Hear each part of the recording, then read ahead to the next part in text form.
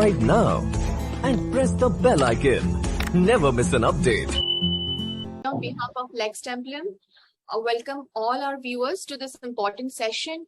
Today we have with us Ms. 1-Samriddhi Mishra, who has topped CLAT PG exam 2022, and we will discuss her journey and try to learn from it. Welcome 1-Samriddhi to Lex Templum. First of all hearty congratulations from Team Lex Templum for your stupendous success. We will have a short discussion on your CLAT PG journey for the benefit of our students. So I would like to ask you a few questions. The first one being, please tell us about yourself, as in your place, your educational background, how was your college life during LLB, your favorite subjects. Hi Sheetal. Thank you so much for calling me on Lex Templum. And so far as my introduction is concerned, so yeah, I'm Lex 1-Samriddhi Mishra. I am from Lucknow. My family is from Basti, and now we live in Lucknow, Uttar Pradesh. And I have done my entire schooling and college from Lucknow. The schooling was from Kendriya Vidyalaya, Aligarh, and then I did my graduation from Lucknow University. And thereafter, I did my post-graduation from Banaras University because there was the pandemic of COVID-19, so I had to do it entirely online. So I was during all my education, I was in Lucknow here. And so my family, my father is here, who is a first-generation lawyer, and he practices at Lucknow Bench of Allahabad High Court. Apart from that, my mother, she is a teacher and has also been a social worker. And my brother, he is an engineer by profession. So that's my background, and that's my education so far. So far as my law school is concerned, at law school, I was you would call a mediocre average student. And I was, for the first 2 years, I was not very active as well. But in the later part, from third year onwards, I started participating in moot court committees and different co-curricular activities. And I have also done certain internships, but those internships were also in Lucknow itself. So that has been my journey so far. Thank you. Why did you decide to sit for CLAT PG exam? My entire purpose of sitting for this exam was to get a placement in some public sector undertaking. And since I had already completed my post-graduation, so that was my and when did you start your preparation? Previous year, in 2021, I had taken this examination after preparing for about 1 month. And since I got some positive result out of it, so I made it into my mind that I will sit for this exam again in the coming month. And I was simultaneously preparing for many other law-related government exams. So when the notification came, I started giving some hours to this exam for 3 months, and then when the exam came near, in the last 1 month, I gave my entire time to this exam. Right. Can you?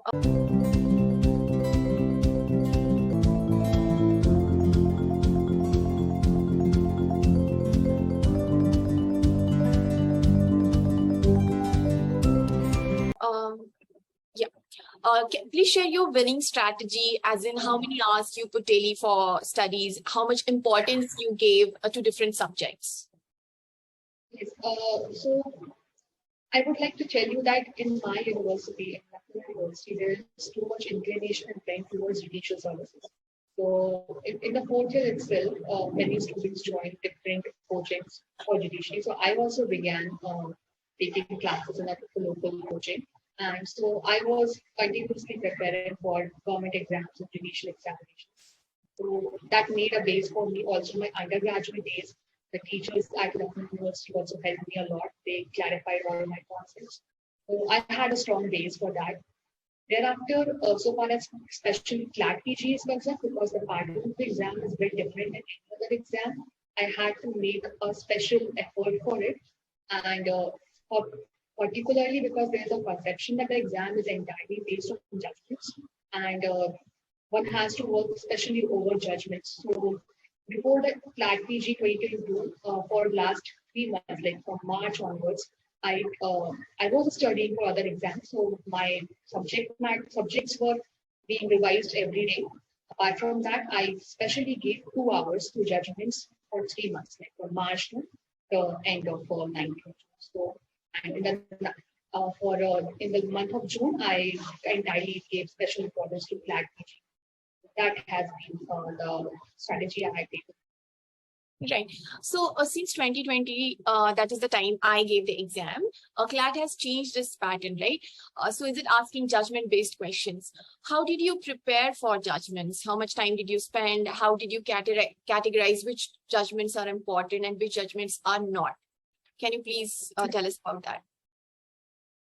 So far as judgments are concerned, we categorize into two parts, like first is landmark judgments and then recent judgments. For landmark judgments, I only studied from books and my undergraduate notes, which are often highlighted during the classes in the undergraduate days. So that I confined my studies of landmark judgments to that, especially the cases in which various points have been finalized by constitutional bench or held by constitutional bench was become important. And so especially in the stream of constitutional law, there are certain topics which formulate an entire series of precedents, like the interplay between DPSP and fundamental rights, the development of amendment jurisprudence of the Constitution. We have an entire series of judgments which came one after another. So I especially focused upon them. Then the recent judgments. So in the recent judgments, there is one type of question that comes in CLAT, that is, what was the bench of a particular judgment? So I entirely avoided it because I knew that I cannot memorize as many benches. There may be 3-4 questions related to that. I would skip them. I had made this mind. Apart from that, I went to another website, another YouTube channel. In this channel, there are multiple such channels available, which tell you about 100 important judgments or weekly roundups or monthly roundups. There are certain channels provided on YouTube. So I saw those videos, and out of them, there were certain judgments which related to subjects which are related to constitution, which are related to CLAT PG. There was standard like IBs, like insolvency and bankruptcy code, arbitration. They do not form the part of syllabus of CLAT PG. So I sidelined those judgments entirely because I knew that I don't have much time to spend them on and waste my time. So from this, I made a list of around 60 judgments, and I read only those 60 judgments. And the study of those judgments was also very analytical. So I just made a short notes in 1 or 2 pages of every judgment, like what was the facts involved, to introduce introduction of facts, and then what was the issue involved, what judgments were relied by the bench, and what was the final opinion, and was it the dissent. That was all what I did for the judgments. Yeah. Right. So did you read the whole judgment, or did you read it selectively from websites, or how did you do that? Since I was a student, I completed my post-graduation in the previous year in 2021. So I had the subscription to a website by given.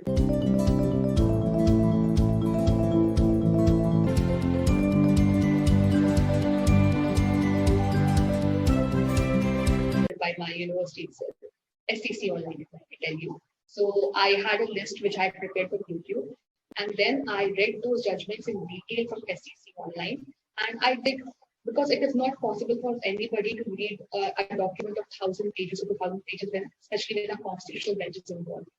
So what I did is I used to only read the majority judgment, and out of the majority judgment, start reading from the end, so that you can reach in very often there is an index of the judgments, where you can see at what part performs the analytical part of the judgment and what is only the arguments of various parties.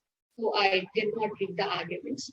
I only read the issues framed, and then the analysis by the bench, which involved various judgments they had relied upon, and then their final opinion and the dissent, if any.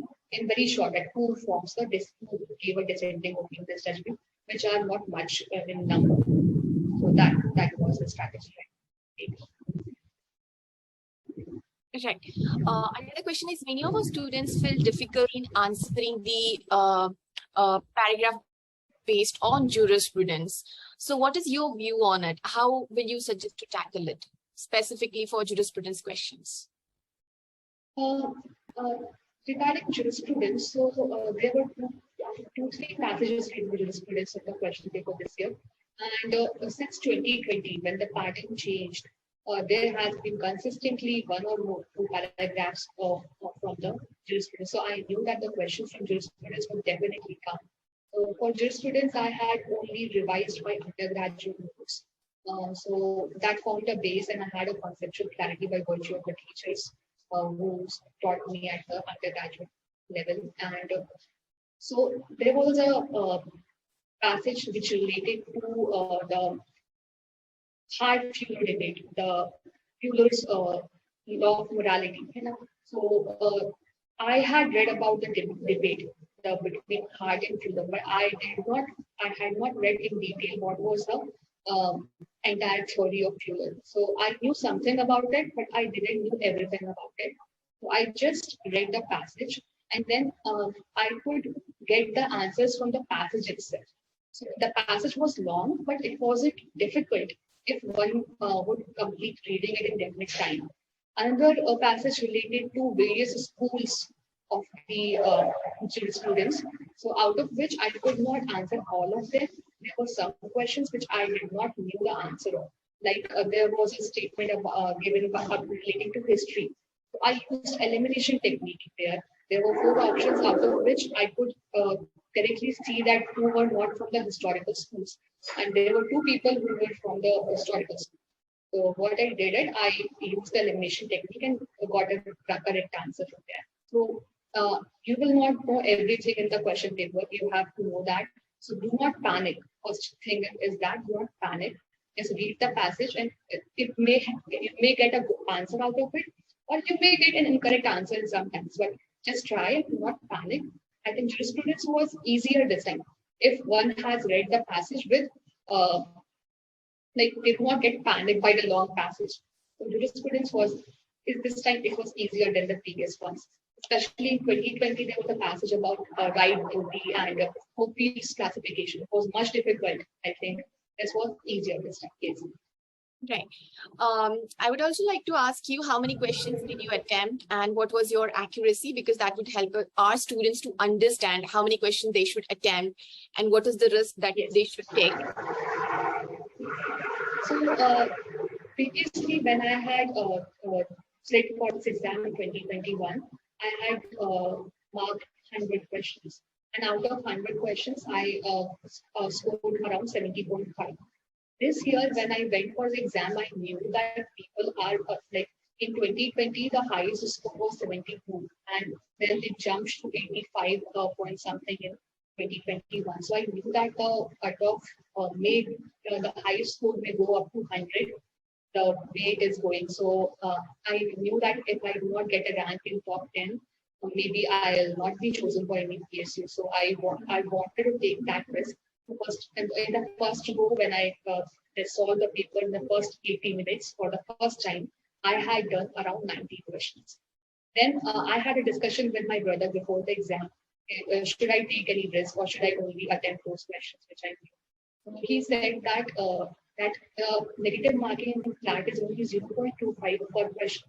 So even if you solve 5 questions and out of 5 questions, 1 question is correct, 4 are incorrect, you are at 0 loss. Even if your accuracy is 20%, you are at 0 loss. And if it gets to 40%, it would be beneficial to it. So in the second go, I attempted 20 more questions, and overall, I attempted 110 questions. And I think it benefited me. I would not have scored 94. I would have only scored 90 if I had taken that risk. So one may take a risk, but one must not go blindly. Use elimination technique, and it will work. Yeah, like he said, that if you can eliminate 2 options out of the 4, you should definitely answer that question. Right.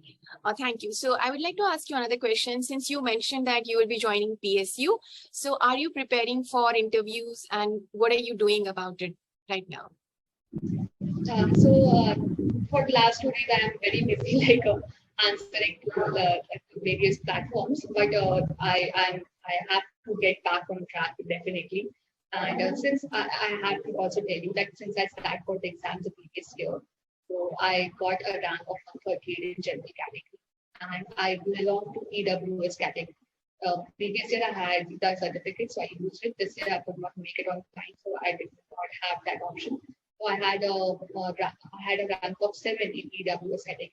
From that, I have received a mail, and they had a process of the document verification. So maybe I'll join that, or maybe I'll go for other interviews. And definitely, I'm working over it. Right. Other two important questions for our students. Please, can you share the book list that you have with you or you followed for preparing CLAT? So, or any other websites that you would like to suggest, like SCC, Manupatra, and all that. For judgment, you can rely to any SCC online or AIL, whatever subscription you have. You need to read the judgments. If you cannot have a subscription, then you can use the free ones which are available, like Indian Kanun. But you have to read the judgments. That is important. For subject matter clarity, so I had a base in undergraduate where